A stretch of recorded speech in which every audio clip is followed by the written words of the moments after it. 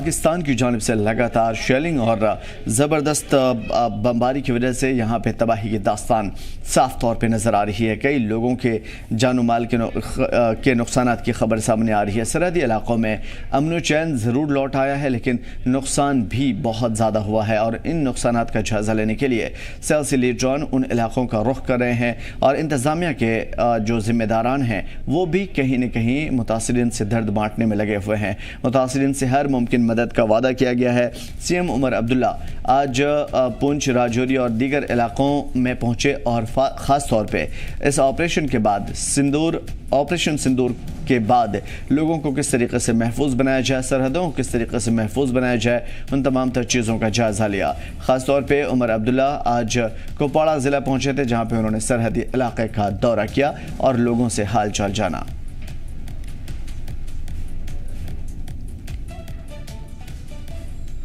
उधर जम्मू कश्मीर सरकार जल्द ही सरहदी इलाकों में नए बंकर बनाने के हवाले से एक स्कीम लाने वाली है और कुपवाड़ा के सरहदी इलाकों का दौरा करने के बाद वज़ीर आला उमर अब्दुल्ला ने कहा कि जल्द ही इस बारे में मरकजी सरकार से बातचीत की जाएगी। सरहदी इलाकों में नए कम्युनिटी बंकर बनाए जाएंगे। वज़ीर आला ने बताया कि ज़िला इंतजामिया पाक शेलिंग से हुए नुकसानात का जायजा ले रहा है और जल्द ही इसकी रिपोर्ट सरकार को सौंप दी जाएगी।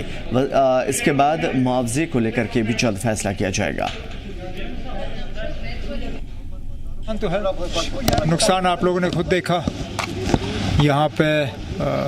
सबसे पहली तो अल्लाह का शुक्र है कि जानी नुकसान नहीं हुआ है, माली नुकसान ज़रूर हुआ है, मकानों में, दुकानों में, एक हमारे मदरसे में। अब डीसी साहिबा हमारे साथ हैं। डैमेज असेसमेंट जो है आज या कल में वो मुकम्मल कर लेंगे और उसके बाद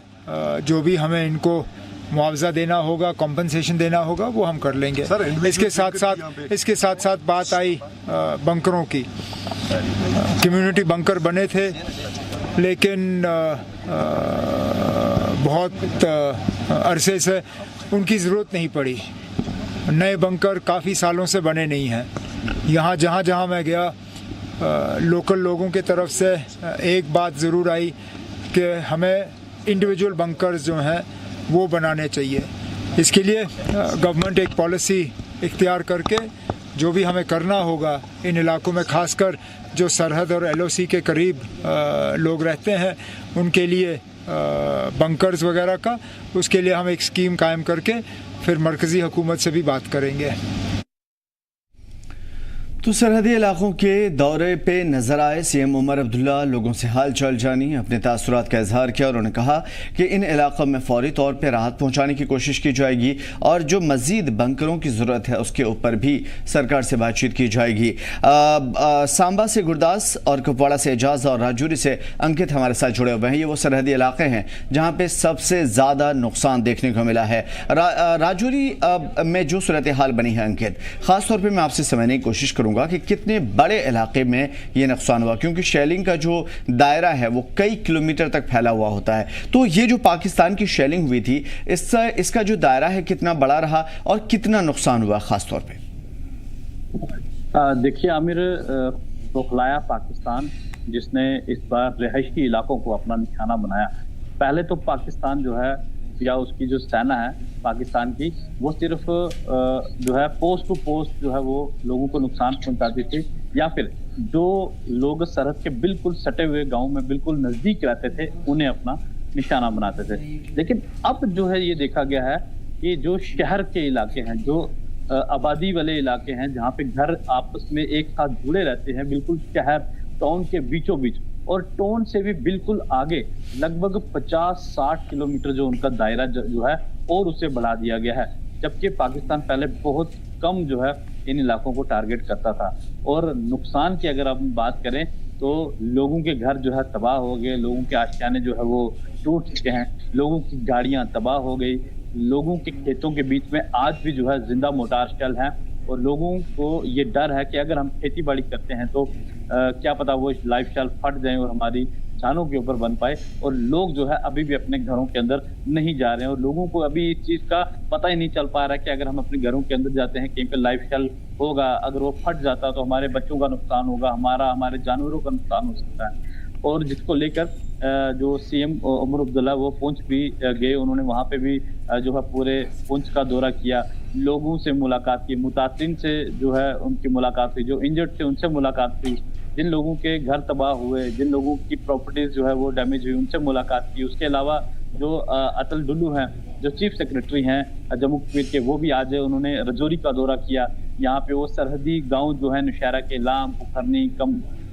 इस तरह के जितने भी इलाके थे जो मुतासिर हुए थे पाकिस्तान की शेलिंग से, उसके बाद वो रजौरी में पहुंचे जीएमसी के अंदर। वहाँ पे उन्होंने इंजर्ड से मुलाकात की, उनसे हाल चाल जाना और डॉक्टर्स जितने भी थे उन्हें ये बताया कि आपको इनका मुफ्त में इलाज करना है, किसी तरह की कोई परेशानी जो है इनको नहीं आनी चाहिए। और गवर्नमेंट जो है इसे असेस कर रही है कि किसी तरह से लोगों का जो भी नुकसान हुआ है उसकी भरपाई जो है की जा सके। इसी के साथ साथ ये भी बताया गया कि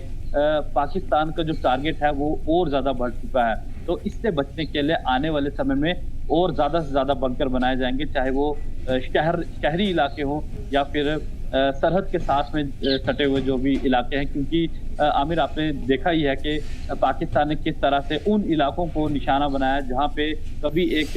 सिंगल गोली तक जो है वहां पे नहीं पहुंची थी, आवाज तक गोली की नहीं आती थी, जहां पे पाकिस्तान ने अपने बड़े बड़े मोर्टार शेल दागे, अपनी मिसाइलें तक वहां पे दाग दी। तो आप सोचिएगा कि यहाँ पे उन इलाकों का क्या हाल हुआ होगा। आराम से लोग अपने घरों के अंदर सोए हुए थे और अचानक से जब वहां पे शेल गिरते हैं और लोगों का नुकसान होता है, छोटे छोटे से मासूम से बच्चे, हमने उन्हें डर और खौफ के माहौल में देखा। तो बड़ी बात यह कि इन इलाकों में अभी भी उस तरह के माहौल है, क्योंकि पाकिस्तान की जानिब से कभी भी इस तरह की कोशिश हो सकती है। एजाज, क्या सूरत हाल है? खासतौर पे हमने देखा कि अलग अलग इलाकों में, कुपवाड़ा, सांबा की अगर बात करें तो उन इलाकों में सबसे ज्यादा नुकसान हुए हैं और शेलिंग का निशाना बने हैं। तो सरहदी इलाकों की हालात क्या है एजाज? जी आमिर, अगर बात करेंगे सरहदी जिले कुपवाड़ा की, हम बात कर रहे हैं कि आज उमर अब्दुल्ला ने खुद वहाँ पे दौरा किया, उसके हमारा डीसी मैम आयुष्मान, उसके कुछ एमएलएस भी थे वहाँ पे, उन्होंने जायजा लिया। और जो वहाँ पे नुकसान हुए कि जो सिंदूर ऑपरेशन के बाद जो कुचलगी हुई थी हिंद पाक सरहद पे, उसके बाद जो पाकिस्तान ने बस्तियों को निशाना बनाने की कोशिश की, उसके बाद जो उन्होंने अपने घर बार छोड़कर नकली मकानी की, तो कहीं ना कहीं जब सीज फायर वायलेशन उसके बाद हुई तो आज उमर अब्दुल्ला ने खुद वहाँ पे टंगडार केरन का दौरा किया और वहाँ का जायजा लिया। वहाँ पे जो उन्होंने लोगों से बात की और उन्होंने यकीन दानी दिया कि इसका एस्टिमेशन बनाया जाएगा और जो हुकूमत को सौंप दी जाएगी तो जल्दी से जल्दी इसकी बाज़ारकारी काम शुरू की जाए। वही अगर बात करेंगे उमर अब्दुल्ला के लिए, वहाँ की जो सबसे बड़ी मांग रही है लोगों की वो रही है कि कम्युनिटी बैंकर और बनाया जाए, क्योंकि कुछ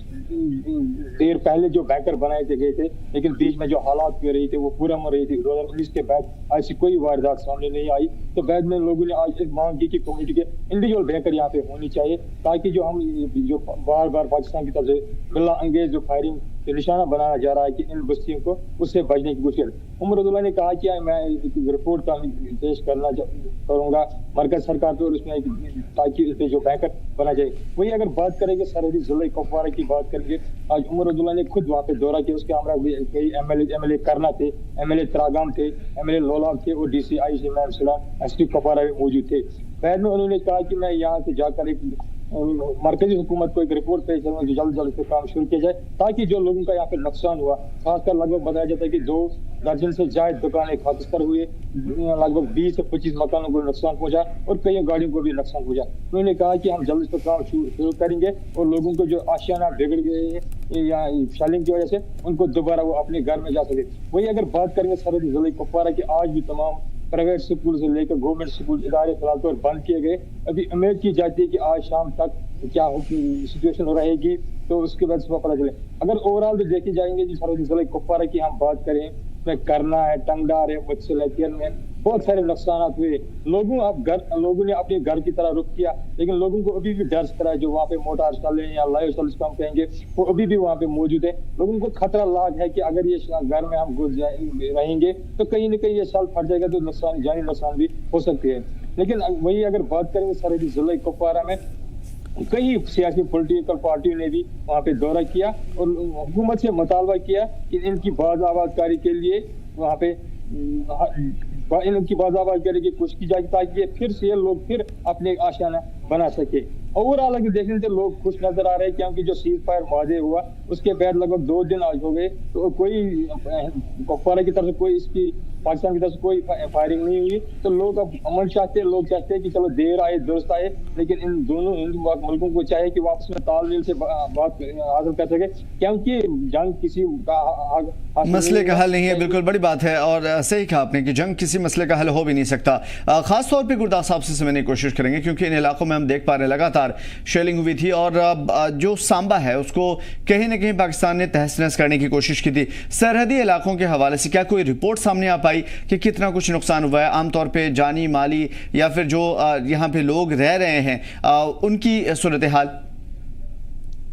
जी बिल्कुल अमीर, आपको बता दूं कि जिस तरह से LOC पर लगातार जो है अगर हम बात करेंगे कि पहलगाम हमले के बाद जो है LOC पर सीज फायर वायलेशन जो है पाकिस्तान ने की थी, और ठीक उसके बाद अगर हम बात करेंगे कि IB पर भी जो है सीज फायर वायलेशंस की जो है उल्लंघना की गई थी पाकिस्तान की तरफ से। और हालांकि इस जो कि सीज फायर वायलेशन जो IB पर हुआ था, हालांकि यहाँ पर सांबा में खासा कुछ जो नहीं देखने को मिला, और जितनी भी जो शेलिंग हुई थी वो खेतों में या कुछ लोग जो है चुनिंदा जो घर हैं उनको अफेक्ट जरूर किया है। तो उसके बाद में अगर हम बात करेंगे जान माल का कोई नुकसान नहीं हुआ है, और लगातार अब जो है सीज फायर जो है हो चुका है, और ये समझौता होने के बाद जहां एक तरफ जो है बॉर्डर के लोगों ने राहत की सांस जरूर ली थी, मगर अगर हम बात करेंगे कि अगर हम बात करते हैं समझौता होने के बाद ठीक एक दिन में 2 बार सीज फायर वायलेशन जो है वो पाकिस्तान की तरफ से जरूर की गई है। संदिग्ध धमाके जो है वो जरूर बीती रात को भी जो है सुनने को आए थे, और ड्रोन अटैक होने की जो बात जो है कही जा रही है, हालांकि इसकी पुष्टि जो है आधिकारिक पुष्टि जो है अभी तक नहीं हो पाई है। और लगातार पाकिस्तान जो है वो वायलेशन कर रहा है, और लोगों का साफ तौर पर ये कहना है पाकिस्तान पर जो है हमेशा से भरोसा नहीं किया जा सकता है, क्योंकि वो भरोसे के लायक जो है वो है नहीं। हालांकि लगातार जिस तरह से अगर हम बात करेंगे सीज फायर होने के बाद भी जो है वो वायलेशन जो है वो लगातार कर रहा है। हालांकि बंकरों की बात करें तो बंकर्स जो है वो बॉर्डर इलाके में बनाए गए हैं, फिर भी जो है सुरक्षित तौर पर अगर हम बात करेंगे कि ये बंकर्स जो बनाए गए थे,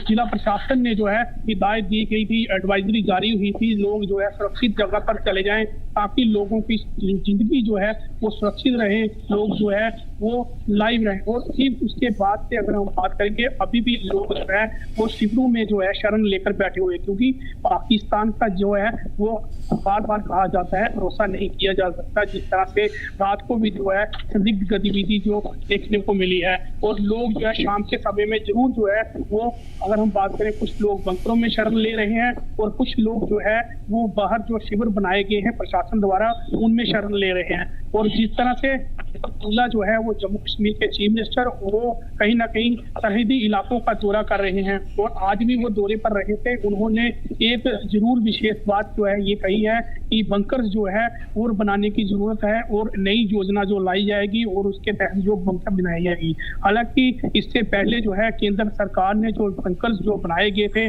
और ये कारगर साबित हुए हैं लोगों की जान बचाने के लिए। सरहदी इलाकों में ज्यादातर लोग जो है अपनी जान बचाने को लेकर जो है इन्हीं बंकरों का जो है सहारा लेते हुए जरूर दिखे थे। जी जम्मू कश्मीर लद्दाख ने ये रिपोर्ट भी जो है वो अपने दर्शकों तक पहुंचाई थी, मगर अब जो है और जरूरत है इन सरहदी इलाकों से जो दूर इलाके हैं जहाँ पर अगर हम बात करेंगे कि पाकिस्तान ने जो है अपनी रेंज जो है जरूर बढ़ाई है, और लोगों का जो रिहायशी इलाके हैं उनको टारगेट जरूर किया था। जी अमीर, बड़ी बात यह है कि इन इलाकों में अभी भी सूरत हाल झोंकी तू है, हालांकि जिंदगी अपनी पटरी पे लौटने लगी है। अंकित, ये लोग जो यहाँ पे रहते हैं, यहाँ से अपने बच्चों को, ख्वातीन को खास तौर पे दूर भेजने की कोशिश की थी, क्या इंतजामिया की जानिब से, सरकार की जानिब से कोई कदम उठाया जा रहा है कि लोगों को नॉर्मलसी की तरफ लाया जाए? देखिए आमिर, जो पाकिस्तान है अभी भी उसका भरोसा नहीं किया जा सकता। जिस तरह से कल का भी आपने सूरत हाल देख लिया कि किस तरह से बहुत सी जगहों पर जो है सीज फायर का वायलेशन हुआ, जबकि दोनों ही देशों के बीच में जो है ये मुआहिदा हो चुका था कि अब सीज फायर है। पाकिस्तान अपनी हरकतों से बाज आने वाला नहीं है, लेकिन फिर भी जो है प्रिकॉशनरी मेजर्स लेते हुए जब तक के ये चीजें नहीं हो जाती, इस चीज की क्लैरिटी नहीं आ जाती कि पाकिस्तान दोबारा से कोई इस तरह की हरकत ना करे, किसी रिहायशी इलाके को फिर से अपना निशाना ना बनाया जाए, तब तक लोगों को जो है सेफ प्लेसेस पे रखा गया। हालांकि नॉर्मलसी जो है वो आती हुई नजर आ रही है, सीज फायर हो चुका है, लोग आहिस्ता आहिस्ता करके अपने घरों के अंदर जो है वो पहुंच रहे हैं। लेकिन जो इलाके बिल्कुल सरहद के साथ में सटे हुए हैं, उन इलाकों को अभी भी डर है और एडमिनिस्ट्रेशन को भी डर है कि अगर हम इन लोगों को वहां पे भेजते हैं तो इस चीज की कोई गारंटी नहीं है कि पाकिस्तान फिर से उन इलाकों को अपना टारगेट जो है वो ना बना दे। तो इस लिहाज से जो है कुछ ऐसे राहत शिविर बनाए गए हैं, इस तरह की कोई स्पेसेस, इस तरह के कोई प्लेसेस जो आइडेंटिफाई किए गए हैं, सुरक्षित प्लेसेस जहाँ पे लोगों को फिलहाल रखा गया है, उनके खाने पीने की तमाम चीजों का इंतजाम वहाँ पे किया गया है। और जिन लोगों ने घर में अपने जानवर रखे हुए हैं और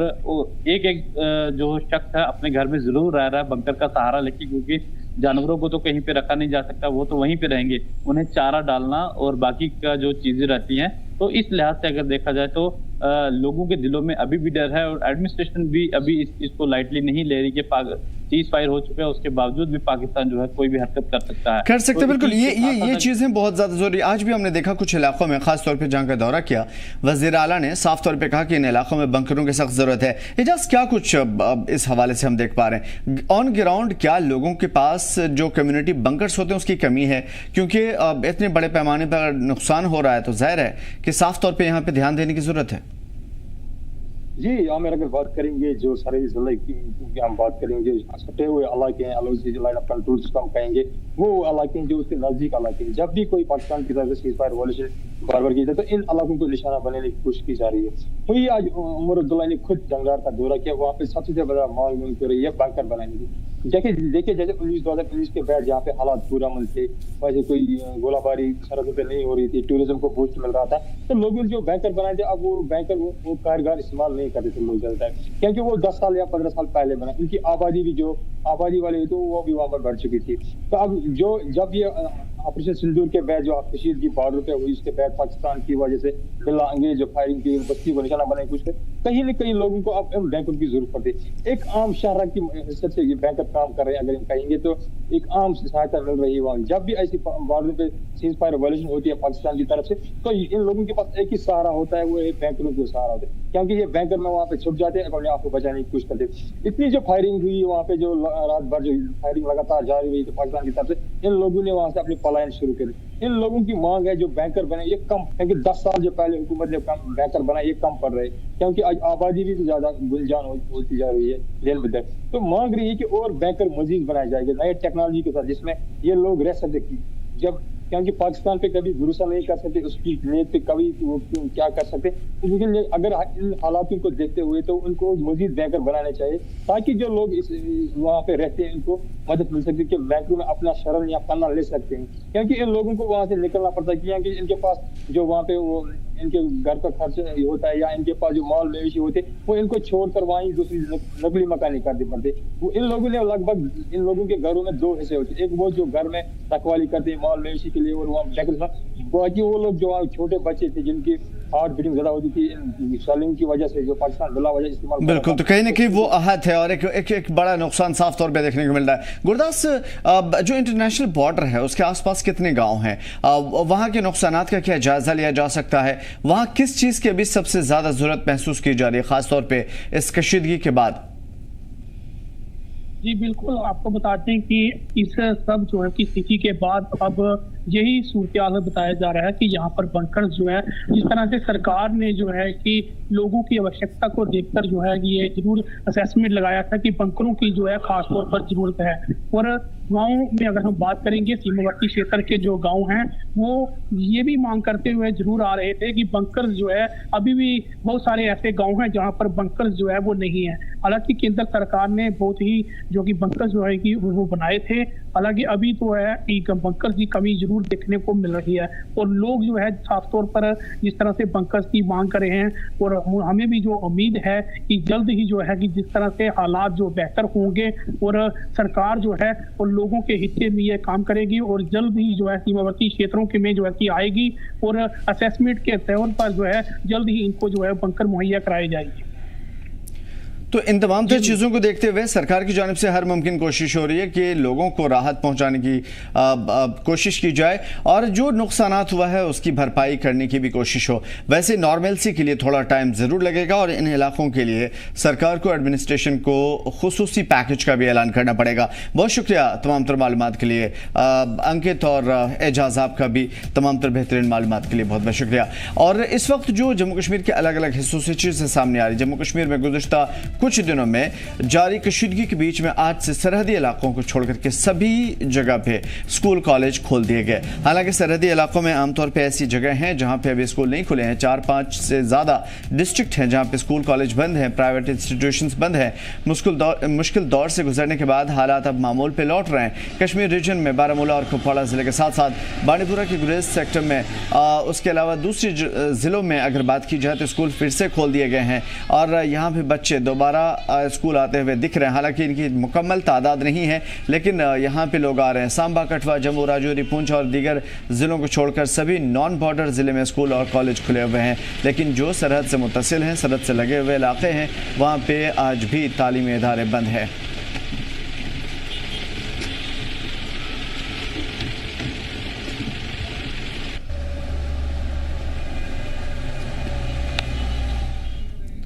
किश्तवाड़ ज़िले के सभी स्कूल आज 5 दिनों तक बंद रहने के बाद फिर से खोल दिए गए। स्कूल जाते समय बच्चों ने अपनी अपनी खुशी का इजहार किया, कहा कि उन्हें स्कूल वापस जाकर काफ़ी खुशी हो रही है। घर पर पढ़ाई करना अभी भी टीचर्स और दोस्तों के साथ रहने जैसा नहीं है, क्योंकि स्कूल का माहौल बच्चों को अपनी तरफ खींचता है और इन बच्चों के लिए अपनी जो ज़िंदगी है उसे बेहतर बनाने के लिए स्कूल जाना पड़ता है। लेकिन हालात ऐसे बने, मामूलात ऐसे हुए जिसकी वजह से इनके स्कूल बंद हो गए थे। लेकिन अब फिर से स्कूलों में चहल पहल लौटने लगी है। होने के बाद जो है जम्मू कश्मीर में आज फिर से जो है वो स्कूल खुल चुके हैं। आपको मैं बता दूं 5 दिन लगातार जो है वो स्कूल बंद होने के बाद आज जो है वो जम्मू कश्मीर के बेशतर इलाकों में जो है अगर हम बात करें चिनाब वैली की, तो कहीं ना कहीं आज जो है वो फिर से जो है वो स्कूल ओपन किए गए हैं। हालांकि जो बॉर्डर से सटे डिस्ट्रिक्ट हैं उनमें आज भी जो है वो स्कूल बंद रहेंगे। लेकिन अगर चिनाब वैली की बात करें तो आप मेरे पीछे देख सकते हैं कि इस वक्त जो है वो किस तरीके से जो है बच्चे जो है आज 5 दिन के बाद जो है वो स्कूल फिर से ज्वाइन किया गया है। बच्चों में काफ़ी खुशी और बच्चे इस वक्त जो है वो इस वक्त स्कूल में आए हुए हैं और बच्चे जो है वो लगातार इस वक्त जो है स्कूल की तरफ आ रहे हैं। आप मेरे पीछे देख सकते हो किस तरीके से जो है वो जम्मू कश्मीर में आज जो है लगातार जो है वो अगर देखा जाए तो 5 दिन के बाद आज जो है वो जम्मू कश्मीर में जो है फिर से जो है वो स्कूल रीओपन किए गए हैं। मुंतसिर गिरी, जी जम्मू कश्मीर, लद्दाख। जम्मू कश्मीर के अलावा लद्दाख में भी आज से सभी सरकारी और प्राइवेट स्कूल खोल दिए गए हैं। हिंदुस्तानी और पाकिस्तान के बीच में जंगबंदी के बाद लद्दाख में मामूलाती ज़िंदगी पटरी पर लौटने लगी है। आहिस्ता आहिस्ता लोग काम पे लौट रहे हैं, स्कूल जाते बच्चों के चेहरे खिले हुए हैं और उसके अलावा अब वो बच्चे डर के साए में नहीं बल्कि अब एजुकेशन, इंफॉर्मेशन और तालीम के साए में आगे बढ़ेंगे। ये कश्मीर के साथ साथ अब लद्दाख में भी मामूल की ज़िंदगी वापस आते हुए नज़र आ रही है। आज लद्दाख में तमाम कॉलेज और स्कूल्स जो हैं वो आज खुल चुके हैं और सुबह से ही हम देख रहे हैं कि जो बच्चे हैं वो अपने स्कूल का रुख कर रहे हैं। ताहम जो सिचुएशन थी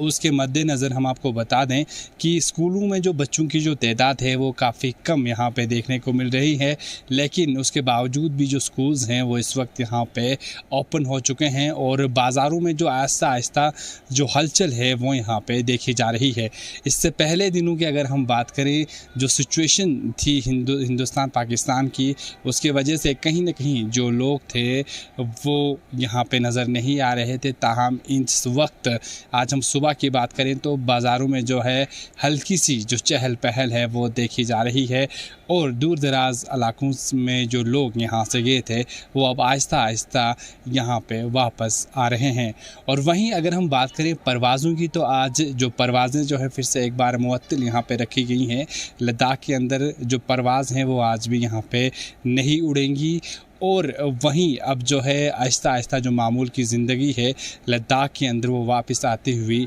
नज़र आ रही है। मैं फ़िरोज़ खान, लद्दाख से, जी जम्मू कश्मीर लद्दाख के लिए। अब बात रियासी जिले की, जहां पे आज बच्चे स्कूल की तरफ खुशी खुशी जाते हुए नजर आए। लंबे वक्त से बंद पड़े तालीमी इदारों को खुलने से बच्चों और टीचरों में काफ़ी ज़्यादा खुशी देखने को मिली। उधर इंतज़ामिया ने भी इस बात को यकीनी बनाया और कोशिश की कि बच्चों की सुरक्षा का कड़ा इंतज़ाम किया जाए और बच्चे को किसी भी तरीके से ख़तरा न हो।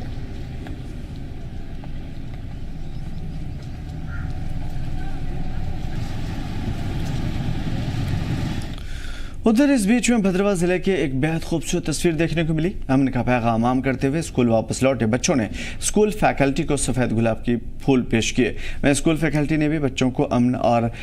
सलामती के साथ रहने की दुआएं दी और सफ़ेद गुलाब के फूल बच्चों में तकसीम किए गए।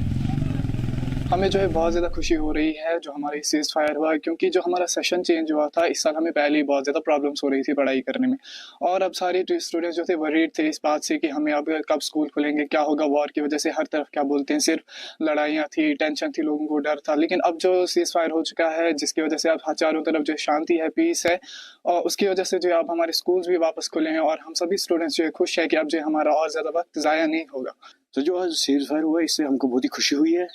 क्योंकि बहुत दिन बाद स्कूल खुले हैं, हमको पढ़ने का मौका मिलेगा। अब आगे जो हमारा सिलेबस छूट गया है उसकी वजह से हमको पढ़ने में दिक्कत आ रही थी, जो सीज़ फायर इसकी वजह से वार की वजह से अब सीज़ फायर हो चुकी है, अब हमें पढ़ने में आसानी होगी। मैं अपने क्या बोलते प्राइम मिनिस्टर जी को धन्यवाद करना चाहूँगा जिन्होंने ये सीज़ फायर डिक्लेयर करवाई। पिछली सीज़ फायर जनबंदी के बाद आज बच्चों में हमने एक रौनक चेहरों पे देखी और उन्होंने अपनी इस खुशी का इजहार प्यार, मोहब्बत, सद्भावना, शांति, गुलाब जो सफेद रंग के हैं उसको अपने स्टाफ मेंबर्स को पेश किया और स्टाफ ने भी अपनी तरफ से स्टूडेंट्स को पेश किया, ताकि ये पैगाम जो है शांति का प्रतीक जो है ये हमारे मुल्क भारत के साथ साथ पूरी दुनिया में फैले। और बच्चों ने बहुत ज्यादा मुसर्रत का इजहार किया है यहाँ पर। एक लंबे वक्फे के बाद सबसे अहम और सबसे खूबसूरत बात यह रही कि ज़िंदगी मामूल पे लौट रही है। बच्चे हंसते मुस्कुराते खिलखिलाते स्कूलों को वापस जा रहे हैं और बाज़ारों में रौनकें देखने को मिल रही है। कामरान भद्रवाह से, सबा अंसारी गांधरबल से और फिरोज़ हमारे साथ करगिल से जुड़े हुए हैं। फिरोज़, क्या सूरत हाल है? स्कूलों के खुलने की बात कही जा रही है, सूरत हाल क्या हुई इस सीज़ फायर के बाद?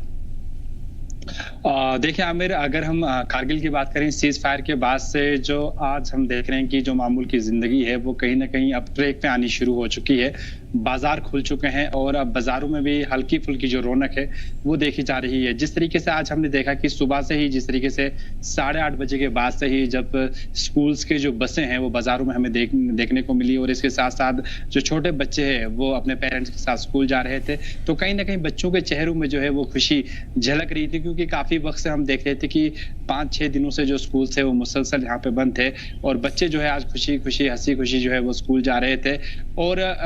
एक चीज यहाँ पे हमने नोटिस ये की कि जिस तरीके से स्कूल यहाँ पे खुले हैं ताहम लेकिन उतने बच्चे स्कूल नहीं पहुंच पा रहे हैं, क्योंकि जैसे यहाँ पे जो सिचुएशन खराब हुई थी उसके बाद से ही जो लोग थे यहाँ पे, जैसे कि करगिल के मेन टाउन में जो लोग रहते हैं उन्होंने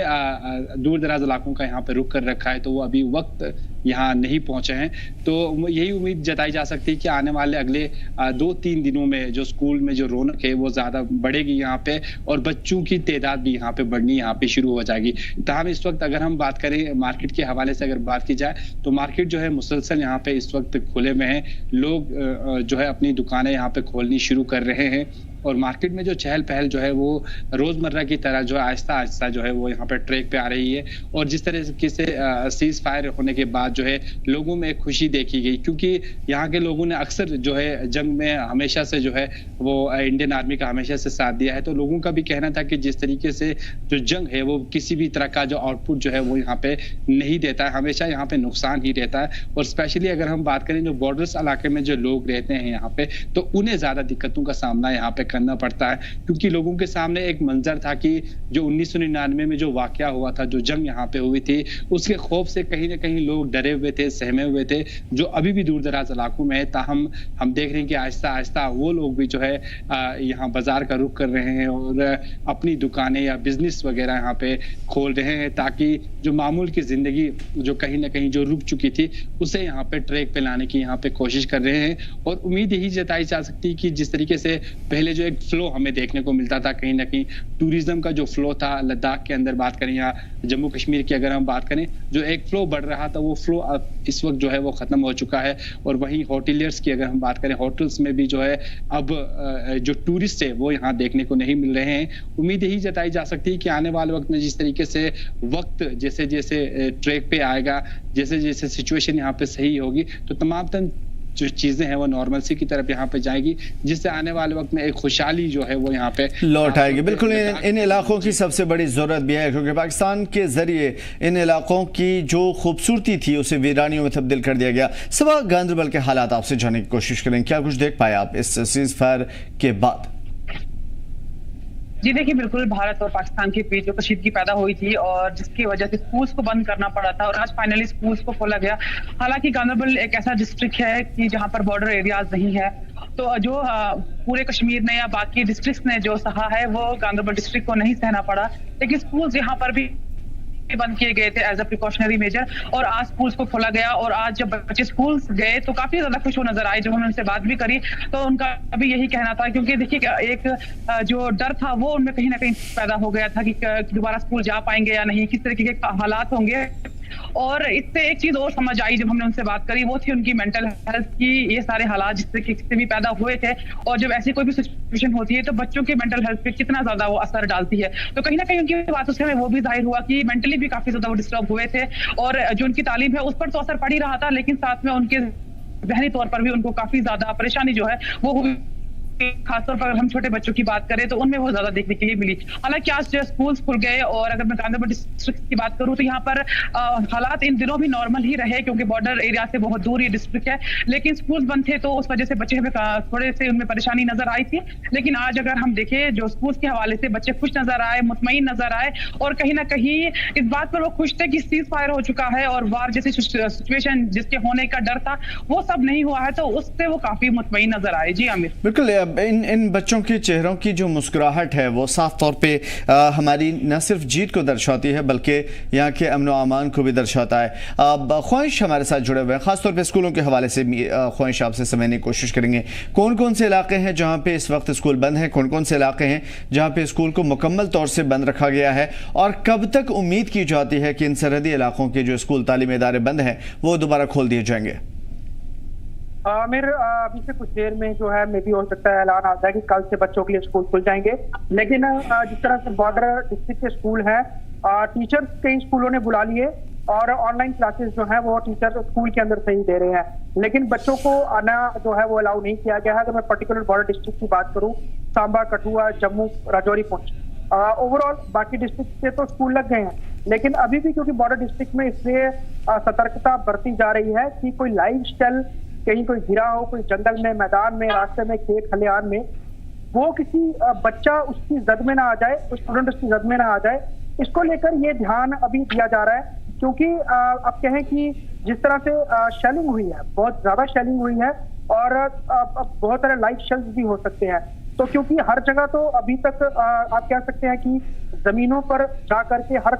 जगह देखा नहीं गया है, ना ही उसकी हर जगह की चेकिंग हुई है कि क्या ये एरिया सैनिटाइज है कि नहीं है। कुछ कुछ जगह सैनिटाइज की गई है, लेकिन ज्यादातर नहीं है। आशंका इसलिए भी है क्योंकि बच्चे शरारतें करते हैं, कई दफा उनकी आदत होती है कि वो रास्ते चलते, जब खासतौर पर ग्रामीण बच्चे जब स्कूलों से घर जा रहे होते हैं तो कई बार वो ऐसे मजाक मस्ती में ऐसी हरकतें करते हैं, और कोई ऐसी मजाक मस्ती में कोई जान पर ना बात भारी पड़ जाए, इसको देखते हुए ही ये कंसर्न जताया गया था कि बॉर्डर डिस्ट्रिक्ट में स्कूल बंद रखे जाए। हालांकि अगर हम पर्टिकुलर जम्मू की बात करें तो जम्मू से जो बॉर्डर है वो कहीं 30 किलोमीटर दूर है, कहीं 35 किलोमीटर की दूरी पर है, कहीं 40 किलोमीटर की दूरी पर भी है। लेकिन अगर हम और जम्मू के आंतरिक इलाकों की बात करें, कई स्कूलों ने अपने टीचर्स को बुला लिया था और वो बच्चों को ऑनलाइन क्लासेस दे रहे थे। अब अगर कल भी स्कूल नहीं खुलते हैं बॉर्डर डिस्ट्रिक्ट में तो बच्चों की पढ़ाई तो चलती रहेगी, क्योंकि ऑनलाइन क्लासेस है, टीचर कहीं घर से ले रहे हैं, कहीं स्कूल से आके ले रहे हैं।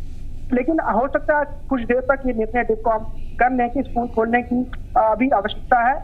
या माहौल बिल्कुल ठीक है। अगर नहीं है तो तभी उनके तरफ से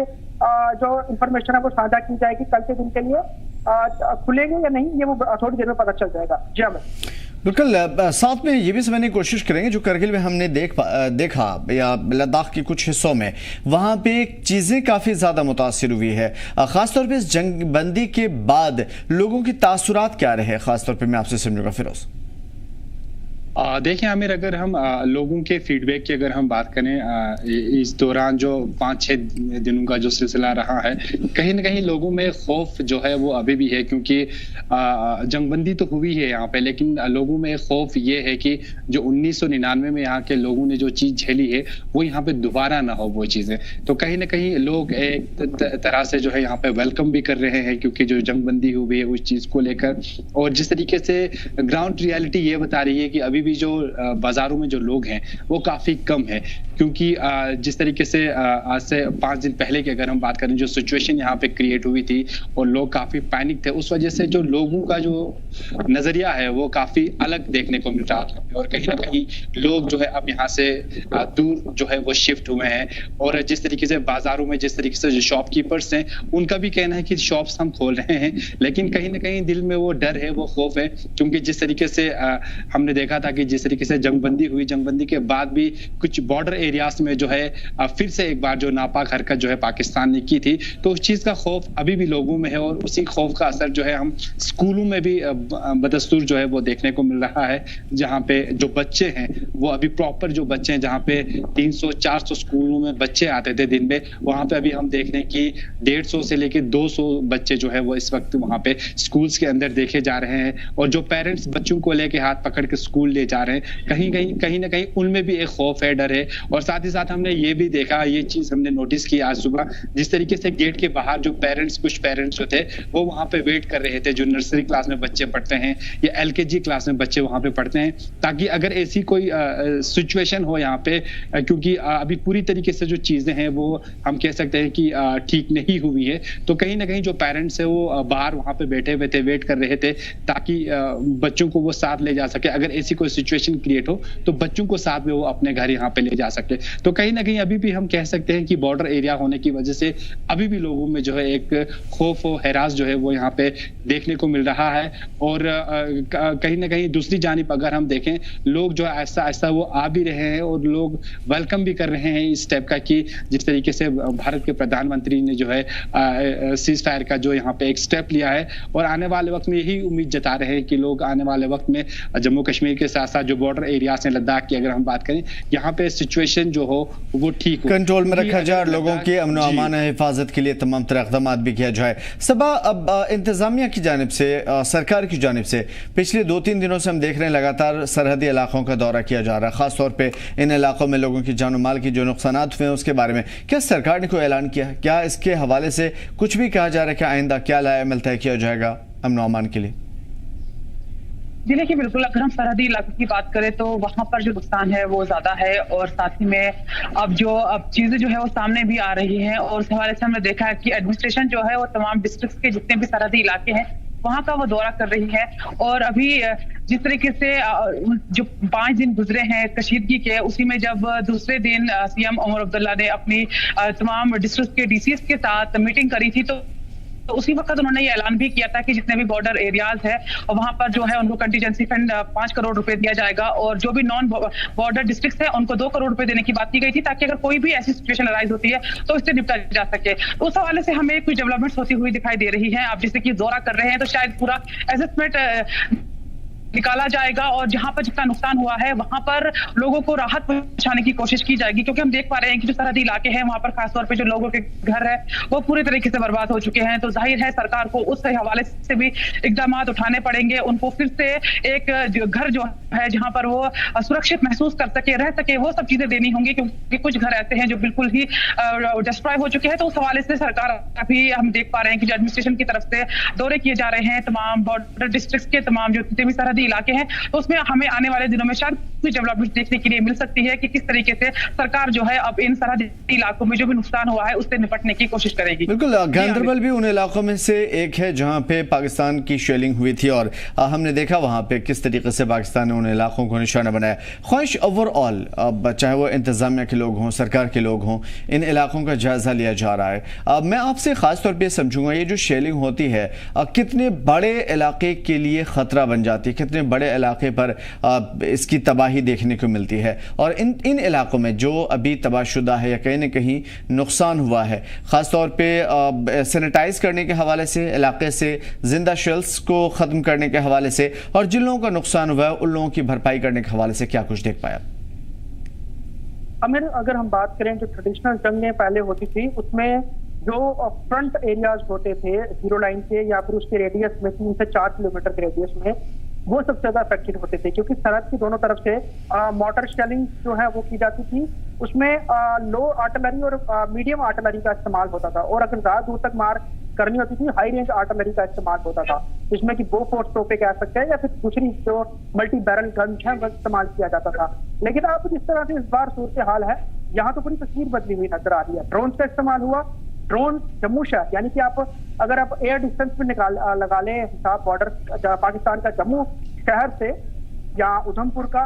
वो कई जगह 60-70 किलोमीटर है, कई जगह 40 किलोमीटर डिस्टेंस है, कई जगह 80 किलोमीटर डिस्टेंस है। अब वहां तक ड्रोन जाए, आप समझ सकते हैं बिल्कुल जंग का जो एक लड़ने का तरीका है वो बदल गया है। ड्रोन में लोकेशन डाल दीजिए, वो फ्लाई करते हुए अंदर तक चले जाते हैं। अगर एयर डिफेंस सिस्टम इंटरसेप्ट करेगा तो ठीक है, उनको मार गिराएंगे। अगर इंटरसेप्ट नहीं करेगा तो जो टारगेट ने ड्रोन में सेट किए हैं वहां जाके ब्लास्ट हो जाएंगे, या फिर जो उनके पास मिसाइल्स हैं वो ड्रॉप करके वापस आ जाएंगे। इस तरह की जंगें हो रही है, इस बार हुई है। और अगर हम कई इलाकों की बात करें, अगर राजौरी पुंछ मेंढर की बात करें, राजौरी सेक्टर नौशहरा या फिर सुंदरबनी सेक्टर या अखनूर सेक्टर, वहां पर यकीनन शेलिंग हुई है। वहां पे मोटर का इस्तेमाल हुआ है, वहां पे आर्टिलरी गन्स का इस्तेमाल हुआ है, क्योंकि वहां पर पहले भी ये चीजें होती रही हैं। लेकिन जो शहरों को निशाना बनाने के टारगेट किया गया है, एयरबेस को निशाना बनाने के टारगेट किया गया है, उसमें बड़े ड्रोन और मीडियम रेंज ड्रोन और सुसाइड ड्रोन का इस्तेमाल किया गया है। तो ये बहुत सारी चीजें अलग अलग नजर आई हैं, और कुछ इनमें ऐसे ड्रोन भी हैं जो सिर्फ यहाँ पे सर्विलांस के लिए यहाँ की फुटेज कैप्चर करने के लिए भेजे गए थे। क्योंकि ड्रोन होता है, अगर वो आसमान में आएगा तो एयर डिफेंस सिस्टम उसको एज ए वेपन की तरह ही ट्रीट करेगा। तो इस बीच जो कई सौ ड्रोन ऐसे भी तो सिर्फ मॉनिटरिंग करने के लिए आ रहे थे, या फिर एयर डिफेंस सिस्टम का जो कह सकते हैं कि ताकत आजमाने के लिए पाकिस्तान जो है लगातार ड्रोन से फायर कर रहा था। तो अभी के समय में अगर हम अगर हम बात करें तो शेलिंग हुई है, तो शेलिंग के कई सारे लाइव शेल्स ऐसा होता है कि वो ब्लास्ट नहीं होते हैं, वो जमीन के अंदर धंस जाते हैं और वो लाइव रहते हैं। अब अभी भी हम देखते हैं जो पुराने समय के कई ओल्ड रस्टेड जो शेल्स है वो बरामद होते हैं, और कई दफा उनको डिफ्यूज किया जाता है, तो धमाका भी होता है। यानी कि जो 71 की जंग के जो शेल है या फिर 99 की जंग के, वो अभी तक कई जगह से निकलते हैं। बहुत दफा ऐसा भी खबरें आती है कि शेल मिला है, उसे जो है वो डिफ्यूज किया गया है, उसे डिस्ट्रॉय किया गया है। तो ये तो अभी ताजा जंग हुई है, तो अगर यहाँ पे शेल कितने लाइव हो सकते हैं वो पता ही नहीं है। और बहुत बड़े बड़े जिले हैं, बहुत बड़े डिस्ट्रिक्ट हैं, और कहाँ तक अंदर तक मार हुई है ये पता भी नहीं है। तो साफ तौर पर इस समय इसलिए लोगों को हिदायतें भी जारी की जा रही है, एडवाइजरी भी जारी की जा रही है। आपके इलाकों में अगर कुछ भी आप सस्पिशियस देखते हैं, कुछ भी ऐसा देखते हैं, कोई मेटल नजर आता है जमीन में धंसा हुआ, छुए मत, आप सुरक्षा एजेंसियों को बताएं, क्योंकि बहुत ज्यादा रिस्क जो है वो लोगों की जान पे बना। और ये लाइव एग्जाम्पल आमिर मैं खुद देख के आया हूँ, जब रियाल में जम्मू का अखनूर जो अर्निया सेक्टर है, रियाल में बड़ा ड्रोन गिरा था, तो जब वो गिरा था लोगों ने पास जाके तस्वीरें खींची, वीडियोस बनाई, इवन उस ड्रोन का छेड़छाड़ की। लेकिन बाद में जब वहां पे बॉम्ब स्क्वाड पहुंचा और एनएसजी पहुंची, ये पाया कि उस ड्रोन के अंदर विस्फोटक है भारी मात्रा में। देन वहां पर उसको गड्ढा करके ड्रोन को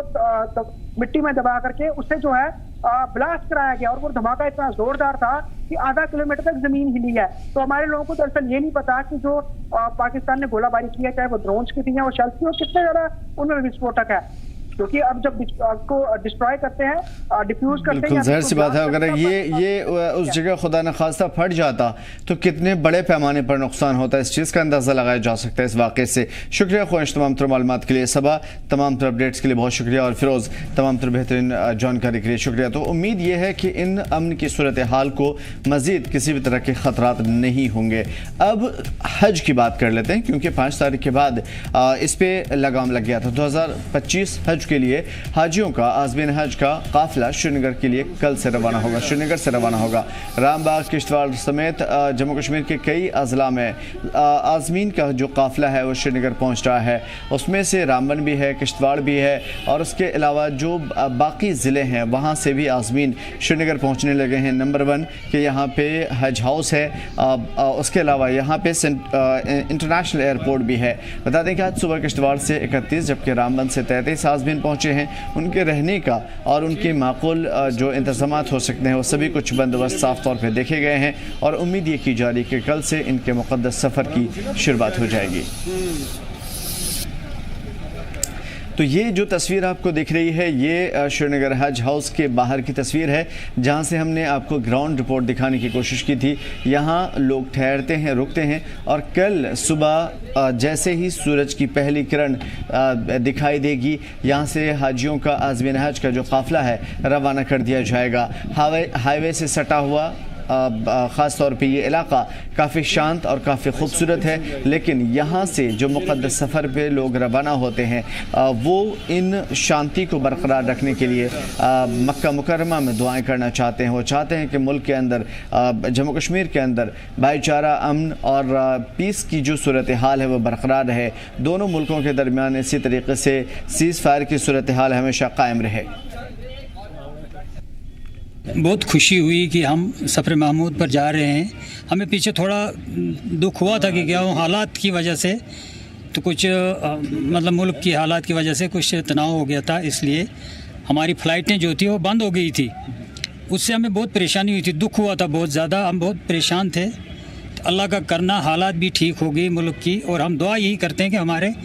मुल्क की हालात ठीक रहें, अमन रहें। खुशी का मुकाम है, हमें ये मौका अल्लाह ताला ने दिया अल्लाह के घर के जाने के लिए, तो बड़ी खुशी है। अपने लोगों के लिए, अपने मुल्क के लिए, अपनी रियासत के लिए दुआ करेंगे अमन अमान के लिए, ताकि अपने मुल्क में, अपनी रियासत में अमन अमान हो, इलाके में शांति हो। फर्स्ट बहुत अच्छा है सर, बहुत अच्छा है। क्या दुआएं हैं आपकी? हम ये करेंगे अपने मुल्क के लिए, अपने वतन के लिए जाके या अल्लाह हमारे वतन में तंदुरुस्ती कर, जो ये आग लगी हुई है इसको बंद कर। हम ये रो के वहाँ तो दुआ करेंगे अपने अल्लाह के सामने जाकर। हमारे मुल्क हिंदुस्तान की सबसे खूबसूरत चीज़ ये है कि यहाँ हर तरह की श्रद्धा, अक़ीदत और एहतराम देखने को मिलता है। सफ़र हज उनमें से एक है और उसके बाद ख़ास तौर पे जो यात्राएं शुरू होने वाली है, अमरनाथ की यात्रा वो शुरू हो जाएगी। बाबा बर्फानी के दर्शन के लिए लोग रवाना होंगे, लेकिन इस वक्त सफ़र हज पे लोग रवाना हो रहे हैं और सफ़र हज पे रोक लग गई थी क्योंकि इंटरनेशनल एयरपोर्ट शेख उल आलम एयरपोर्ट श्रीनगर से कोई भी फ़्लाइट परवाज़ नहीं कर रही थी, मुकम्मल तौर से पाबंदी थी। 5 तारीख के बाद इस पे मुकम्मल ब्रेक लग गया था। हालांकि 7 तारीख को सेकंड फ़्लाइट थी जिसमें से 300 समथिंग जो आज़मीन का काफ़िला है यहाँ से रवाना होने वाला था, लेकिन उसके बाद हमने देखा कि पहले काफ़िले के साथ कोई भी दोबारा कोई दूसरा काफ़िला जा नहीं पाया। थोड़ी सी बेचैनी ज़रूर नज़र आई। आज़मीन ने बड़ी मेहनत, बड़ी कोशिश के बाद सफ़र हज पे जाने की शुरुआत की थी और सबसे अहम बात यह है कि कोई भी जब सफ़र हज पे रवाना होता है, हर किसी के पास उतने पैसे नहीं होते हैं। ज़िंदगी भर की मेहनत इकट्ठा करने के बाद वो इस सफ़र पर रवाना होने के लिए तैयार होते हैं और ऐसे में अगर रुकावट बनती है तो यकीनन ये सफ़र उनके लिए और भी ज़्यादा तकलीफ दे हो सकता है। लेकिन इस वक्त लोग खुश हैं और सफ़र हज पे जाने के लिए तैयार भी। श्रीनगर का रुख करेंगे मज़ीद जानकारी के लिए। मीर हमारे साथ जुड़े हुए हैं। मीर, कल सफ़र हज पे आज़मीन ने हज का दूसरा काफ़िला रवाना होने वाला है, क्या कुछ तासुरात दिखे आपको इन लोगों से बातचीत के दौरान? वल्दे की बिल्कुल ये एक तसल्ली बख्श जो है सूरत हाल अभी हम फिर से देख रहे हैं, क्योंकि पिछले कुछ दिनों से जो सूरत हाल जम्मू कश्मीर की बनी हुई थी उसके वजह से लोगों में जो है कहीं ना कहीं पे डर का माहौल तो ऑब्वियसली था ही, लेकिन साथ साथ जो आज़मीन की जो रवानगी है वो भी काफ़ी ज़्यादा मुतासिर हुई थी, मुअत्तल हुई थी कई फ्लाइट्स, क्योंकि जो पहली फ्लाइट थी वो 4 तारीख को निकली थी, 4 मई को वो निकली थी यहाँ से, लेकिन उसके बाद जो सिलसिला था वो 2 दिन के लिए रोका गया था, जो 5 और 6 की तारीख अगर हम बात करें, लेकिन उसके बाद जो सिलसिला था वो 7 तारीख से शुरू होना था। और ये जो सिलसिलावार का जो एक यहाँ से रवानगी का मसला था वो 15 तारीख तक था, लेकिन बीच में ही जिस तरह से यहाँ पे डिस्टर्बेंसेस क्रिएट हो गई उसकी वजह से सभी सिविल एविएशन जो फ्लाइट्स जो है वो मुअत्तल हो गई थी, सस्पेंड हो गई थी कुछ देर के लिए। और जिस तरह से आज श्रीनगर इंटरनेशनल एयरपोर्ट ने अपनी फ्लाइट्स रिज्यूम की हैं, और उसके साथ ही जम्मू कश्मीर हज कमेटी ने अपनी तरफ से भी कल नोटिफिकेशन जारी की थी कि आज़मीन का जो सिलसिला है वो फिर से हमें 14 तारीख से शुरू होता हुआ नजर आएगा। और जिसके हवाले से जो 14 तारीख के लिए शेड्यूल्ड जो फ्लाइट्स थी आज़मीन की, वो बिल्कुल अपने ही मुकर्रर वक्त पे जो है यहाँ से रवाना की जाएंगी। और उसके साथ साथ मैं ये भी कहा था कि जम्मू कश्मीर हज कमेटी के जो नंबरात हैं उससे भी वो राब्ता कायम कर सकते हैं, ताकि वो अपनी पूरा जो उस का जो एक जो मैकेनिज्म है उसको कंफर्म करें कि वो किस तरह से यहाँ पे पहुंच सकते हैं। तो इस हवाले से जम्मू कश्मीर SRTC की तरफ से भी बसेज रखी गई थी, अलग अलग अजला में वो पहुंचाई गई थी, जहां से आज जो आज़मीन है वो आज श्रीनगर पहुंचे, जिसमें रामबन की भी अगर हम बात करें बिल्कुल एक एजाज के तरीके से उनको जो है वहां से रवाना किया गया। और उनकी मुलाकात हमारी यहाँ श्रीनगर हज हाउस में भी हुई, जिन्होंने कहा कि वो काफी जो है खुश महसूस कर रहे हैं, खुशी महसूस कर रहे हैं और इत्मीनान महसूस कर रहे हैं, जिसके हवाले से जो इंतजामात जम्मू कश्मीर हज कमेटी की तरफ से उनके लिए रखे गए थे या एडमिनिस्ट्रेटिव लेवल पे जो इंतजामात उनके लिए किए गए थे। लेकिन उन्होंने साथ साथ ये भी कहा कि वो काफी इस तशवीश में थे कि क्या फिर से यहाँ से हज फ्लाइट्स की रवानगी होगी या नहीं होगी, जिस तरह से सूरत हाल पिछले कुछ दिनों में देखने को मिले थे। लेकिन उन्होंने कहा कि अल्लाह का शुक्र है कि फिर से जो है जो सिलसिला है वो फिर से शुरू हो चुका है। और जिस तरह से उनकी रवानगी यहाँ पे हुई है, उसके साथ साथ जो बाकी जिनकी फ्लाइट्स जो है सस्पेंशन के दौरान डिले हुई हैं, उनकी भी रवानगी जो है बिल्कुल कंफर्म की जाए। हालांकि इसके हवाले से जम्मू कश्मीर हज कमेटी का कहना है कि 30 मई तक जो है सभी आज़मीन जो है यहाँ से रवाना किए जाने चाहिए। मैक्सिमम जो इसकी जो मियाद है वो 1 मई है, यानी कि 1 जून तक जो है इसकी मियाद रखी गई है। तो सारे जो आज़मीन हैं वो यहाँ से इन 15 दिनों में जो है यहाँ से रवाना किए जाएंगे। उन्होंने कहा कि इसके हवाले से इंतजाम भी मुकम्मल तरीके से किए गए हैं, चाहे जो आज़मीन यहाँ हज हाउस पहुंचे हैं या जो आने वाले वक्त में यहाँ से रवाना होने वाले हैं उनके लिए मुकम्मल तौर पर सभी इंतजाम किए गए हैं। चाहे उनके रहने की बात करें, क्योंकि जो आज़मीन आज रामन से आए हैं तो इनका जो रात का जो ठहराव है वो यही हज हाउस में ही रहेगा, तो उनके खाने पीने का इंतजाम, उनके रहने या बाकी सारी जो चीज़ें हैं उनका इंतजाम यही हज हाउस में ही किया गया है। और सुबह सादिक में इनकी रवानगी यहाँ से होगी। हालांकि जो पहली फ्लाइट थी वो सुबह सवेरे 10:30 के हवाले से जो है वो यहाँ से रवाना हुई थी और 5 से 5:30 का टाइम दिया गया था सभी आज़मीन को कि वो हज हाउस पहुंचे और वहां से उनका जो लगेज या चेकिंग वो जो पूरा जो सिलसिला है वो शुरू किया गया था। और अर्ली इन द मॉर्निंग उनको यहाँ से हज हाउस से रवाना किया गया था श्रीनगर इंटरनेशनल एयरपोर्ट के लिए। उनकी जो टाइमिंग थी फ्लाइट्स की वो 10:30 की थी। तो उसी तरह से ये जो फ्लाइट्स जो हमें कल यहाँ से रवाना होती हुई नजर आएंगी, तो इनकी भी जो फ्लाइट्स की जो टाइमिंग है उसी मुताबिक रखी गई है। और यानी कि सुबह सादिक में ही ये सभी जितने भी आज़मीन हैं या यहाँ हज हाउस से रवाना होंगे और श्रीनगर इंटरनेशनल एयरपोर्ट पहुंचेगी। हालांकि जो पहली फ्लाइट थी वो तकरीबन 2:55 पे सऊदी अरब पहुंची थी और उसी के मुताबिक जो है इन फ्लाइट्स का भी जो सिलसिला जो है वो हमें देखने को मिलेगा। लेकिन आखिर में यही कह सकते हैं कि एक खुशाइन कदम है कि जम्मू कश्मीर की सूरत हाल बिल्कुल अभी वापस उसी बेहतरी की तरफ आ रही है। चाहे हम इंटरनेशनल एयरपोर्ट्स की बात करें या बाकी जो तजारती मराकज़ है उनकी अगर हम बात करें, तो ऑफिस या स्कूल जो कॉलेज